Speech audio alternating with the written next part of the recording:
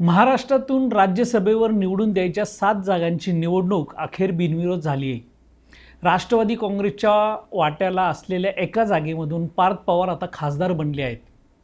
बरोबर 7 वर्षापूर्वी म्हणजे 2019च्या लोकसभा निवडणुकीसाठी मावळमधून रिंगणात उतरलेल्या पार्थ पवारांचा त्यावेळी झालेला पराभव अजितदादांना मोठा धक्का देणारा ठरला होता. मावळ लोकसभा मतदारसंघातील निकाल फिरवण्याची क्षमता असलेल्या चिंचवड आणि पिंपरी या 2 विधानसभा क्षेत्रातच त्यावेळी पार्थ यांना बसलेला दणका अजितदादांच्या जिव्हारी लागणारी बाब ठरली होती. अखेर उशिरा का होईना 7 वर्षानंतर पार्थ यांचे खासदार होण्याचे स्वप्न आता पूर्ण झाले. पण जर अजितदादा समजा हयात असते तर ते राज्यसभेवर जाऊ शकले असते काय? तर याचे उत्तर कदापि नाही असं लहान मूल देखील देऊ शकतं.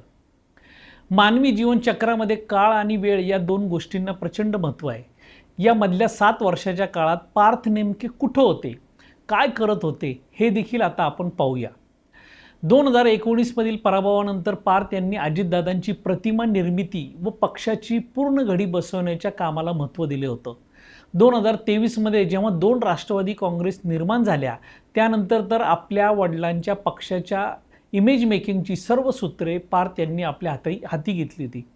डिझाईन बॉक्स या इव्हेंट कंपनीच्या साथीने पक्षाचे मेळावे, शिबिर, जनसंवाद उपक्रम ते लाडकी बहीण योजनेच्या निर्मितीमध्ये पार्थ यांनी टॉप टू बॉटम डोलारा सांभाळला होता. वास्तविक एकत्रित राष्ट्रवादी असतानाही पार्थ यांचं आपल्या आजोबांबरोबर अर्थात शरद पवारांबरोबर सख्य नव्हतं. परदेशात शिक्षण झालेल्या व नव्या वळणाच्या विचारधारेवर विश्वास असलेले पार्थ हे आपले वडील व आजोबांच्या रांगड्या शैलीपासून तसेच बारामतीतील माती, शेती, माळरान, गावकी भावकी यापासून वास्तविक तसे दूरच होते. काळाची दिशा अचूक ओळखण्याच्या पार्थ यांच्या एका स्टाईलने तर 2020मध्ये खुद्द शरद पवारांवर धोबीपछाड डाव पडत पवार कुटुंबात महाभारत घडवण्याची कामगिरी पार्थ यांनी पार पाडली होती.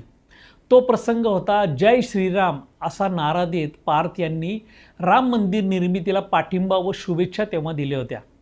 भडकलेल्या शरद पवार यांनी अजितदादांना बोलावून घेत आपला पक्ष या विचारधारेवर नसल्याचं तेव्हा खडे बोल अजितदादांना सुनावले होते. त्यावर दादांनी पार्थ अजून लहान आहे, सांभाळून घ्या असं म्हणत कुटुंबातील हा वाद मिटवला होता. पण तरीही दुसऱ्या दिवशी पार्थ यांनी ट्विट करत आपण हार मानत नाही असे लिहत श्री गणरायाच्या मूर्तीचा फोटो या ट्विटला जोडला होता. वास्तविक बापाची चप्पल पोराला येऊ लागली की पोरगं लयच मोठं झालं असं म्हटलं जातं. खरं तर तशी सुरुवातच झाली होती. पुढे 2023मध्ये व्हायचं तेच झालं. अजितदादांनी भाजपशी केलेला दोस्ताना व कालपर्यंतचा महायुतीचा इतिहास आपल्याला माहिती आहेच. नियतीची गाठ कुठे व कशी पडते याचा आणखी एक योगायोग पहा. 1967मध्ये आपल्या संसदीय राजकारणाला सुरुवात केलेल्या शरद पवार यांना आता 60 वर्षानंतर पुन्हा राज्यसभेवर आपल्या नातवाच्या बरोबरीने आज संसदेत यावं लागत आहे. शरद पवार हे महाविकास आघाडीचे संयुक्त उमेदवार तर पार्थ हे राष्ट्रवादी पक्षाचे संस्थापक असलेल्या शरद पवार यांच्या पक्षातून संसदेत पोहोचत आहे. आज दोघांच्या संपत्तीची आकडेवारी जेव्हा जाहीर झाली त्यामध्ये 66 कोटींची मालमत्ता शरद पवार यांच्या नावावर तर 88 कोटींची मालमत्ता पार्थ पवार यांच्या नावावर असल्याचं आढळून आलंय. 4च महिन्यापूर्वी मुंडवा येथील 300 कोटींच्या बेकायदेशीर जमीन विक्री पत्राच्या व्यवहारात पार्थ पवारांचं नाव येणं, पार्थ सोडून सर्वांना अटक होणं, सरकारची चौकशी समिती नेमलं जाणं, पार्थ निर्दोष असल्याचं सिद्ध होणे, पाठोपाठ शिखर बँक घोटाळ्यातून सुनेत्रा पवारही निर्दोष होणं आणि लगोलग पार्थ हे राज्यसभेवर जाणं एखादं स्वप्न भासावं इतका वेगवान प्रवास पार्थ यांच्या आयुष्यात घडला आहे. पण जर आज अजितदादा असते तर पार्थ खासदार झाले असते काय?